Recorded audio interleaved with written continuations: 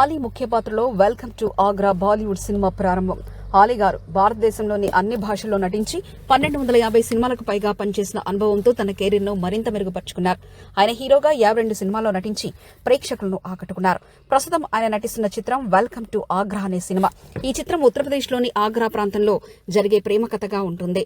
ముహూర్త సన్నివేశాలు ముంబైలో చిత్రీకరించిన ఈ సినిమాను మ్యాడ్ ఫిల్మ్స్ ఎంటర్టైన్మెంట్ పతాకంపై ఆశిష్ కుమార్ దుబే దర్శకత్వం వహిస్తున్నారు. ఈ సందర్భంగా అలీ మాట్లాడుతూ ఈ సినిమాలో ఫుల్ లెంగ్త్ పాత్రను చేయడం చాలా ఆనందంగా ఉందని చెప్పారు.